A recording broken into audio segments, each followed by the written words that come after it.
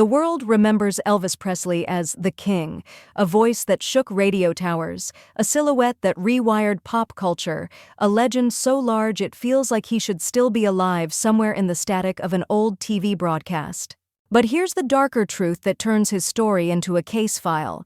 The crown didn't protect him. The song here is one of the saddest songs we've ever heard. The more the world demanded Elvis, the less room there was for the man underneath to rest, to heal, or to be ordinary. Fame didn't arrive as a gift. It arrived as a machine. Schedule, pressure, expectation, and a public that believed a legend should be endless. In the final chapter, that machine was still moving. Graceland wasn't just a mansion. It was a fortress of myth, a place where fans came for miracles while the real life inside grew quieter and heavier. The headlines kept calling him unstoppable, but the body keeps score in ways applause can't erase. And that's the question we're opening tonight. How did the most famous performer in America end up reaching a breaking point behind the gates of his own kingdom? This isn't a story about one moment. It's a story about a slow burn, about a boy from Tupelo who became the soundtrack of a nation, and the price he paid to stay the king for too long. Stay with this until the end, because the truth behind Elvis's final days isn't only about what happened at Graceland, it's about what fame demands, what it hides, and what it leaves behind. The world remembers Elvis Presley as the King, a voice that shook radio towers, a silhouette that rewired pop culture, a legend so large it feels like he should still be alive somewhere in the static of an old TV broadcast. But here's the darker truth that turns his story into a case file. The crown didn't protect him, it trapped him. The more the world demanded Elvis, the less room there was for the man underneath to rest, to heal, or to be ordinary. Fame didn't arrive as a gift. It arrived as a machine. Schedule, pressure, expectation, and a public that believed a legend should be endless. In the final chapter, that machine was still moving. Graceland wasn't just a mansion. It was a fortress of myth, a place where fans came for miracles while the real life inside grew quieter and heavier. The headlines kept calling him unstoppable, but the body keeps score in ways applause can't erase. And that's the question we're opening tonight. How did the most famous performer in America end up reaching a breaking point behind the gates of his own kingdom? This isn't a story about one moment. It's a story about a slow burn, about a boy from Tupelo who became the soundtrack of a nation, and the price he paid to stay the king for too long. Stay with this until the end, because the truth behind Elvis's final days isn't only about what happened at Graceland, it's about what fame demands, what it hides, and what it leaves behind. And under it all was a deep personal need to matter, to belong, to prove that the boy from Tupelo could become more than the world expected. That need is what made him work harder, perform louder, and chase approval with a kind of urgency that never fully disappeared. Because when you come from uncertainty, success feels like safety, and losing success feels like falling back into the old life.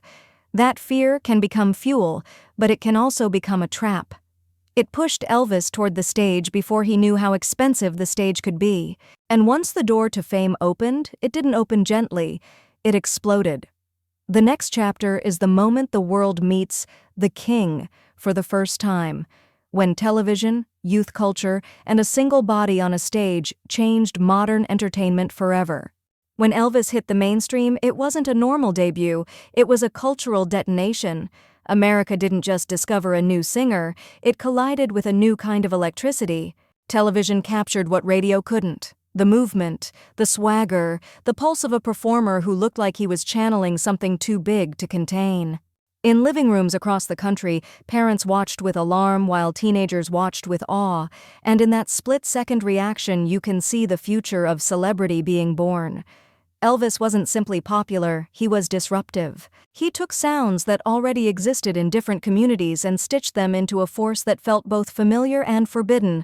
The result was hysteria, controversy, and an audience that treated him like a living event. The rise was fast, and speed is dangerous because it leaves no time to build defenses. Elvis went from promising to unavoidable almost overnight. Records, radio, TV, touring, streaming crowds, photographers waiting outside. The image of him became shorthand for youth itself. Rebellion with a smile, desire with a rhythm, confidence that looked effortless even when it was manufactured under pressure. And the industry, once it realized what it had, began to shape the narrative. Elvis became the king, not because he asked for a crown, but because America needed a figure to embody a new era. That's the moment his life stops being private. When the world decides you represent something, it stops seeing you as a person and starts seeing you as a symbol. Then Hollywood arrived, and with it a second transformation. Films expanded his reach beyond music, but they also began to repackage him into safer shapes, more controlled, more marketable, more predictable. This is a crucial turning point. The rise that made him immortal also introduced the machine that would manage him. Fame becomes a schedule, art becomes a product, and a person becomes a brand. Elvis's early explosion was pure momentum, but momentum doesn't ask whether the body can handle it. It only asks for more shows, more cameras, more adoration, more demand. And when you build a life on being the moment, the hardest thing to do is slow down without feeling like you're disappearing. That fear of fading will echo through everything that comes next, because the higher Elvis climbed, the more impossible it became to live like a human being again. After the explosion, the world expected Elvis to stay explosive forever. That's the trap of becoming the king. Your audience doesn't want evolution, it wants repetition. Another miracle, another moment, another version of the myth that makes them feel young again. And the industry around him learned how to feed that demand with ruthless efficiency. Fame became logistics. Art became output. Life became a loop of travel, performances, cameras, and private rooms where the silence hit harder than the applause. When you live at that speed, you don't just lose privacy, you lose rhythm. Sleep becomes irregular, meals become habits instead of nourishment. Real friendships shrink, replaced by an orbit of people who depend on you staying on. This is where isolation begins to matter. Because the more famous you are, the harder it is to know who is truly close to you and who is close to the aura. Elvis lived in an environment where attention was constant, but intimacy was rare. He could walk into a room and change the temperature instantly, yet still feel misunderstood. And when the body starts to carry stress for years without release, it looks for relief wherever it can find it. The details are sensitive and they should be handled with respect, but the pattern is tragically familiar. Coping becomes routine, routine becomes dependence, and dependence becomes another layer of pressure. The myth still needs you on stage even when you don't feel like yourself off stage. Meanwhile, Graceland grows from home into headquarters, part sanctuary, part symbol, part cage. It's a place designed to protect him from the outside world, but it also locks him into a world where the lines between rest and hiding become blurred. Because the more you retreat, the more the world speculates. The more you disappear, the louder the headlines get, and the pressure to come back doesn't always come from within. It comes from everyone who profits from your return, financially, emotionally, culturally. This is the dark arithmetic of superstardom. Your suffering can become someone else's schedule. By the time we reach the 1970s, you can feel the story tightening. The performances are still legendary, but the cost is visible in the way the narrative shifts from unstoppable to concern. Fans begin to notice changes. Reporters begin to write different kinds of headlines, and behind the scenes, the machine keeps moving because stopping would require admitting the truth that even kings have limits. Part 5 is where this pressure cooker turns into a countdown, controversy, debate, public worry, and the final day's timeline that ends inside the walls of the place that was supposed to keep him safe. By the time the final chapter approaches, Elvis Presley's life is being read by the public like a daily report. Every appearance interpreted, every pause questioned, every rumor amplified. This is where the story becomes divided. Some fans refuse to see anything but the legend. Others watch with growing worry, sensing the toll behind the performances. And the media, always hungry, turns concern into spectacle. The king becomes a headline again, but the tone has shifted. Not unstoppable, but what's happening? In that shift, you can feel a new kind of pressure, because when the world starts doubting the myth, it demands proof. Proof that you're okay, proof that you can still deliver, proof that the story hasn't changed, and for a performer whose identity has been fused with public expectation, that demand can be crushing. Now, the countdown. In his final period, the atmosphere around Graceland tightens, an enclosed world where routine and fatigue collide. Schedules, phone calls, late nights, plans that look normal on paper but feel heavy in the body. People around him move between concern and normalcy, because that's what people do when a legend is struggling. They try to keep the day moving, hoping the next day will be easier. But the body doesn't negotiate with reputation. Over time, stress accumulates. Sleep fragments. Recovery becomes a hope instead of a certainty. And in a life where rest often comes last, the margin for error becomes dangerously thin. Even without dramatizing details, the pattern is clear: a star operating under strain inside a system that never learned how to slow down. Then comes the moment that turns everything into history. News breaks, fast and absolute, and the world reacts as if an era has ended in real time, because it has.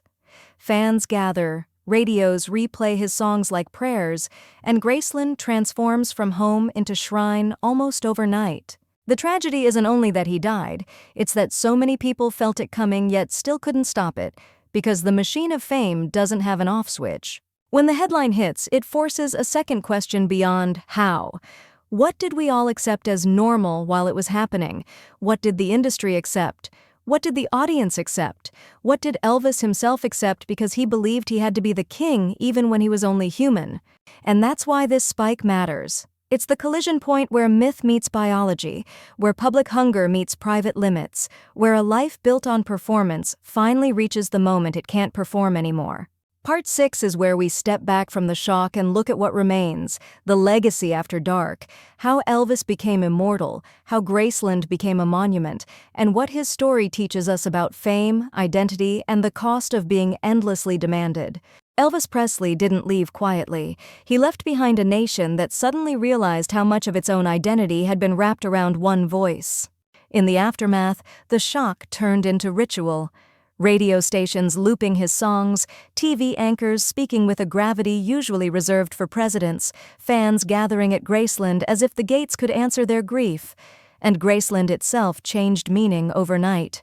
It stopped being simply a home and became a monument, proof that the myth was real, proof that the king had walked these halls, proof that people could travel to a place and feel closer to a person they never truly knew. That's the strange power of celebrity after death. The story becomes fixed, but the hunger for connection grows. Yet the most important thing Elvis leaves behind isn't only nostalgia, it's influence.